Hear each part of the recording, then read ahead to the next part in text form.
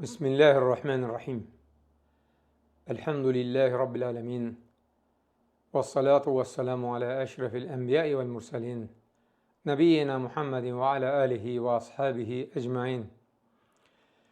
Rabbi şrahli sadri ve yessirli emri. Ve ahlul uqdeten min lisani yefqahu qavli. Əziz müsəlman qardaş və bacılarım, həmişə olduğu kimi hamınıza, eləcə də özümə Allahdan qorxmağa nəsihət edirəm. Bugün biz sizə hazırki dövrdə olan 10 təhlükə barədə danışacağıq. Hazırki dövr deyəndə, yəni qiyamətə yaxınlaşmış bir dövrdə. Bu haqda Peyğəmbər sallallahu aleyhi və səlləm əvvəlcədən bizə xəbər vermişdi. Sual verə bilərsiniz ki, məyər Peyğəmbər sallallahu aleyhi və səlləm qeybi bilirdi? Umumən, Allahdan başqa qeybi heç kəs bilmir. Quran-ı Kərimdə buna dair neçə dəlillər var. Bir neçəsini deyəcəm sizə. Kəhf surəsinin 26-cı ayəsində Allah Teala görün nə deyir? Göylərin və yerin qeybini bilmək yalnız Allaha məxsusdur. Yalnız Allaha məxsusdur. Yəni, ancaq Allah bilir göylərin və yerin qeybini. Ən-Nəml surəsinin 65-ci ayəsində də Allah Subhanahu wa Ta'ala deyir ki, Allahdan başqa göylərdə və yerdə olanların qeybini heç kəs bilmir. Bu ayələrə əsasən biz deyə bilərik ki, qeybi bilən ancaq Allahdır. Lakin Allah Subhanahu wa Ta'ala istədiyi vaxt qeybindən bəzi xəbərləri öz seçdiyi peyğəmbərlərinə bildirib. Onlar da öz ümmətlərinə xəbər verib. Bu xüsusda da Quran-ı Kərimdə kifayət qədər ayələr var.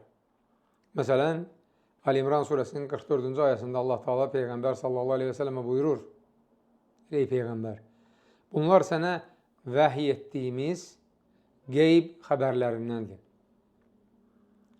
Yəni, Allah subhanahu teala əvvəlcədən Peyğəmbər sallallahu aleyhi və səlləmə gələcəkdə nə baş verəcəyini xəbər verə bilər. Və verib də bizə məlum olan mötəbər hədislərdə, səhih hədislərdə 80-ə yaxın qiyamətin əlamətləri qeyd edilib. Peyğəmbər sallallahu aleyhi və səlləm qiyamətin 80-ə yaxın əlamətini bizə xəbər verib. Və bunlardan əksəriyyəti baş verib indiyə kimi. 10 böyük əlamət qalıb. Bu 10 böyük əlamət baş verdikdə artıq qiyamət qopacaq. O baş verən əlamətlər ki var, hazırki gündə insanlar üçün təhlükə mənbəyi olan əlamətlər, onlardan 10'unu sadalayacağım. Diqqətlə qulaq asın ki, bunlardan özünüzü qoruyasınız. Bu təhlükəyə düşməkdən çəkinəsiniz. Rəvayət edilir ki, Peyğəmbər sallallahu aleyhi ve sellem bir gün sahabələrlə söhbət edərkən bir bədəvi gəlir, deyir, ya Rasulullah, qiyamət nə zaman qopacaq? Peyğəmbər sallallahu aleyhi ve sellem deyir ki, əmanət itiriləcəyi zaman qiyaməti gözlə. Diqqət edin, sahabələrin dövründə də kimsə kimdənsə əmanət olaraq neysə alırdı, qaytarmırdı və əmanətə xəyanət edirdi. Rasulullah sallallahu aleyhi ve sellem bunu qəsd etmir. Ona görə sahabələr sual verir ki, ya Rasulullah, əmanətin itirilməsi nə deməkdir? Peyğəmbər sallallahu aleyhi ve sellem cavabında deyir ki, işi ona layiq olmayan adama tapşırıldıqda qiyamətin gələcəyini gözlə. Hədis Səhih Buxarədədir. Demək, o dövrdə ki, işi iş bilməyən aparacaq, o işin başında o işi bilməyən adamlar duracaq, o işi bilməyən adamlara tapşırılacaq, həvalə ediləcək, o zaman artıq qiyamət yaxınlaşacaq. Bu birinci təhlükədir. İkinci rəvayət, demək, o da Səhih Buxarədədir. Peyğəmbər sallallahu aleyhi ve sellem deyir ki, qiyamətə yaxın adam yatacaq və yuxuda ikən qəlbindən əmanət götürüləcək. Burada artıq həqiqi əmanətdən söhbət gedir. Yəni, insanlar qiyamətə yaxın daha çox xəyanət edəcəklər. Xainlərin sayı daha çox olacaq. Rasulullah s.a.v. davam edib deyir ki, həmin dövrdə insanlar bir-birilərinə müqavilələr bağlayacaq, sözləşəcək, bir-birinə vəd verəcək, əhd bağlayacaq. Lakin onlardan heç biri bu əhdi yerinə yetirməyəcək. Bağladığı sazişə müxalif hərəkət edəcək. Hətta elə bir vaxt gələcək ki, cəmaat deyəcək ki, filan yerdə bir nəfər var. O ilə iş görmək olar. Halal adamdır, düz adamdır, etibarlı adamdır. Fikir verin, yəni barmaqla sayılası qədər etibarlı adamlar olacaq. Lakin o qədər çox xain olacaq ki, xainlərə insanlar düzgün adam kimi baxacaq. Elə biləcəklər ki, bunlar düz adamdırlar. Hətta onları tərifləyəcəklər.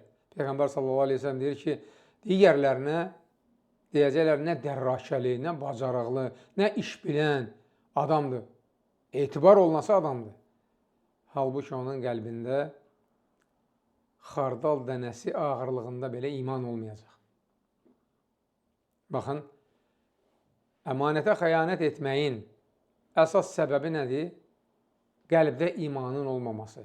İmansız adamdan nə istəsiz gözləyə bilərsiniz. Allah qorusun. 3-cü, 4-cü, 5-ci əlamətlər yenə bir hədisdə rəvayət olunub. Bu hədisi də İmam Buxari rəvayət edib səhihində. Peyğəmbər s.a.v. deyir ki, qiyamətə yaxın elm aradan qalxacaq. Cəhalət artacaq. Bu bir. Hər tərəfə fitnə fəsad yayılacaq. İnsanlar ancaq fitnə fəsad törətməklə məşğul olacaqlar. Və bir də hərc çoxalacaq. Hərc mərcilik bilirsiniz, qarma-qarışıqlıqdır. Sahabələr bunun mənasını bilmək istəyir ki, həqiqi mənada hərc deyəndə Peyğəmbər s.a.v. nə demək istəyir? Qarma-qarışılıq onların dövründə də var idi. Deyirlər, ya Rasulullah, hərc nədir? Diqqət edin, Peyğəmbər s.a.v. əli ilə belə edir və deyir, qətl hadisələrinin çoxalması. Yəni, kütləvi şəkildə qətliyam olacaq dünyanın hər yerində. Əgər siz tarixi araşdırsanız görərsiniz ki, Adəm əleyhissalamın yaradılışından son 100 illiyə qədər insanlar nə qədər bir-birini öldürübsə, o sayı bir yerə toplayın, nə qədər eləyirsə, bir neçə milyon məsələn. Onu tərəzinin bir gözünə qoyun. Sonra son 100 ildə baş vermiş dünyanın hər yerində müharibələrdə ölən insanların sayını tərəzinin o biri gözünə qoyun. Birinci Dünya müharibəsi 20 milyon, ikinci 50 milyon. Afrikada, Cənubi Amerikada və dünyanın hər yerində içkidən, narkotikdən və s. ölən insanların sayı, bunların hamısını bir yerə qoy, görəcəksiniz ki, son 100 ildə həqiqətən də qətliyam olub. Bu da nədir? Bu da qiyamətin yaxınlaşmasını göstərir. Qiyamətə az qalıb. Altıncısı, bu rəvayəti də İbn Macə, Hakim, Əhməd və digərləri rəvayət edib. Peyğəmbər s.a.v. deyir ki, insanlar elə aldanma illərində yaşayacaqlar ki, yəni elə bir dövr gələcək ki, insanlar bir-birini aldadacaqlar. Həmin dövrdə etibar olunası adama etibar etməyəcəklər. Ona xain kimi baxacaqlar. Xainə isə əksinə etibar olunacaq. Düz danışan adama inanmayacaqlar. Yalan danışana isə o dəqiqə inanacaqlar. Və həmin dövrdə Ruveybidələr danışacaq. Sahabələr bu Ruveybidə sözünün ərəbcə tərcüməsini, hərfi tərcüməsini bilirlər. Çoban deməkdir, yəni qoyun otaran çoban. Lakin bilirlər ki, Peyğəmbər s.a.v. bunu qəsd etmir. Başqa bir şey qəsd edir. Soruşurlar ki, ya Rasulullah, kimdir onlar? Peyğəmbər s.a.v. deyir ki, insanların gördüyü işləri müzakirə edən, onun bunun dalınca danışan səfehlər. Yəni, bir çox insanlar bir qrup insanın barəsində ağlına gələni danışır. Demək, bir qrup insan digərlərini, onlar da bunları ləkələməyə, gözdən salmağa, nüfuzdan salmağa, ayağının altına qazımağa və s. çalışır. Bu da qiyamətin əlamətlərindəndir. 7-ci əlamət, bunu da həmçinin İmam Əhməd, İbn Macə, Hakim və digərləri, İbn Hibban və digərləri rəvayət edib. Peyğəmbər sallallahu aleyhi və səlləm deyir ki, elə bir zaman gələcək ki, o dövrdə yalan hər tərəfə yayılacaq. Deməli, tarixə baxsaq, əvvəl məsələn, adam yalan danışırdı. Onun yalanı bir qəsəbədə yayılırdı. Bir, nə bilim, məktəbdə yayılırdı o yalan cəmaat arasında. Çox qırağa çıxmırdı. İndi isə qəzet, jurnal, radio, televiziya, sosial şəbəkələr, internetdən, YouTube, TikTok, Instagram, Facebook və s. bir anda dünyanın hər yerinə o yalan yayılır və insanlar o yalanı doğru kimi qəbul edir. Hətta görürsən ki, bu hədisin arxası gəlir. Bu hədisin dalıyla gəlir ki, o dövrdə görəcəksiniz ki, birisindən and içmək tələb olunmur, o and içir ki, bu belə olub. Şahidlik gətirməyə tələb olunmur. Şahidlik edir ki, mən şahidəm, bu belə olub. Görün, o yalan nə dərəcəyə gəlib çatacaq ki, insanlar o yalanı adi bir şey hesab edəcək. Halbuki Peyğəmbər sallallahu aleyhi ve sellem yalan danışmağın ən böyük 3 günahdan biri olduğunu xəbər verib. Ən böyük 3 günahdan biri. Birincisi şirkdir, ikincisi valideynin üzünə ağ olmaqdır, üçüncüsü isə yalan danışmaq, yalandan şahidlik etmək. Bu da qiyamətin əlamətləridir. Hal-hazırda həqiqətən də yalan kütləvi şəkildə dünyanın hər yerində yayılır. 8-incisi, Peyğəmbər sallallahu aleyhi ve sellem deyir ki, İslam ümmətinin ilk itirəcəyi şey Allah qorxusu olacaq. Təqva. Və həmin dövrdə görəcəksən ki, Allahdan qorxan adam çox azdır. Adını müsəlman qoyub. Və müsəlman da təbii ki, Allahdan qorxmalıdır, pis əməllərdən çəkinməlidir. Lakin qəlbində Allah qorxusu yoxdur. Müsəlmandır, içki içir. Müsəlmandır, zina edir. Müsəlmandır, oğurluq edir. Adam öldürür, rüşvət alır, riba yeyir, qumar oynayır və s. günahlar edirdir, mən müsəlmanım. Müsəlmansansa Allahdan qorx, bu pis əməllərdən çəkin. Bu pis əməllərdən çəkinməsən, Allah yanında sənin heç bir dəyərin olmayacaq. Allah Subhanahu Hucurat surasında deyir ki, İnnəmə əkramakum indallahi ətqakum. Allah yanında ən hörmətli olanınız, Allahdan ən çox qorxanınızdır. Niyə Allah Subhanahu sahabələri 15 əsrdir ucaldır? 15 əsrdir insanlar onlara rəhmət oxuyur. Peyğəmbərləri demirəm, peyğəmbərlər lap yüksək məqamdadır. Sahabələr, çünki sahabələr Peyğəmbər sallallahu aleyhi ve sellemdən hər hansı bir əməlin günah olduğunu eşidən kimi onu dərhal tərk edirdi, ömrünün sonuna qədər bir daha o əməli etmirdi. Bax, buna görə Allah Subhanahu onları ucaltdı.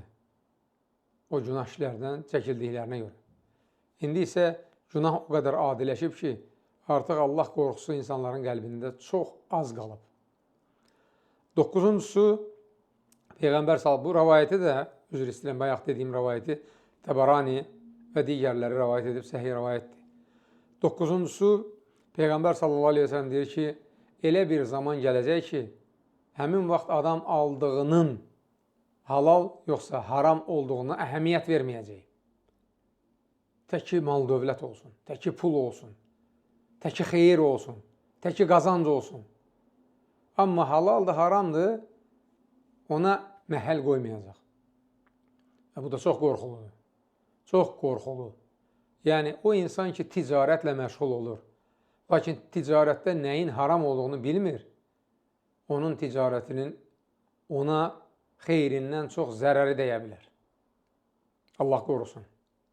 Bizim bir gözəl kitabımız var, Müsəlmanın ticarət əxlaqı. Onu saytdan, Burhan.az saytından yükləyib oxuya bilərsiniz. Müsəlman Peyğəmbər sallallahu aleyhi ve sellemin dediyi ticarət əxlaqına yiyələnməlidir ki, ticarətində bərəkət olsun. Və nəhayət sonuncusu Abdullah ibn Məsud rəvayət edir. Bunu da Buxari Ədəb-ül Müfrad əsərində nəql edib. Abdullah ibn Məsud radiyallahu anh Peyğəmbər sallallahu aleyhi ve sellemdən eşitdiyini rəvayət edir. Çünki qeyb xəbəridir. Qeybi də İbn Məsud özündən deyə bilməz. Rasulullah sallallahu aleyhi ve sellemdən eşitdiyini deyir. Peyğəmbər sallallahu aleyhi ve sellemin qeyb, yəni qiyamətə yaxın olan xəbərini bizə çatdırır. Deyir ki, indi siz elə bir dövrdə yaşayırsınız ki, bu dövrdə alimlər çoxdur, ağlına gələni danışan isə azdır. Həmçinin malını Allah yolunda xərcləyən çoxdur, dilənçi azdır. Bu dövrdə elm insanı idarə edir. Yəni, insanın elmi var, o elmə əsasən əməl edir. Allahın buyurduğu kimi, Peyğəmbər s.ə.v-in buyurduğu kimi, yaxşı işləri görür, pis əməllərdən çəkinir və beləliklə də həm canını qorumuş olur, həm malını, həm də axirətini qazanmış olur. Lakin elə bir dövr gələcək ki, həmin dövrdə alimlər az olacaq. Ağlına gələni danışanlar isə çox olacaq. Malını Allah yolunda xərcləyən az olacaq. Dilənən isə çox olacaq. Həmin vaxt insanı onun nəfsinin istəkləri idarə edəcək. Elmsiz, savadsız nəfsinin istəyinə uyaraq ağlına gələni edəcək. Bax, o dövrdə Allahdan qorxan insan, mömin adam, daha çox danışmaqdansa, daha çox nəsə iş görməkdənsə, insanlara özünü göstərməkdənsə, hansısa bir əməl etməkdənsə, əxlaqını düzəltməsi, əxlaqlı olması onun üçün daha xeyirli olacaq. Yəni, insan çox vaxt susub, əxlaqı ilə nümunə olsa insanlara, bu dövrdə, qiyamətə yaxın, bax bu dövrdə, bu onun xeyrinə olacaq. Sonda hamımız üçün Allaha dua edib deyirəm, Allahümmə həhdinə fīmən hədəyt, və afinə fīmən afəyt, və təvəllənə fīmən təvəlləyt, və bərik lənə fīmən atəyt, və qinə şərrə mə qədəyt. Allahım, hidayət verdiyin kimsələr arasında bizə də hidayət ver. Salamatlıq bəxş etdiyin kimsələr arasında bizə də salamatlıq bəxş et. Dost qəbul etdiyin kimsələr arasında bizi də özünə dost qəbul et. Bizə verdiyin nimətləri bizim üçün bərəkətli et və bir də bizim qədərimizə nə yazmısansa onun şərindən bizi qoru. Subhanakallahumma və bihəmdik. Əşhədu ən la iləhə illə ənd, əstəğfiruka və atubu ileyk.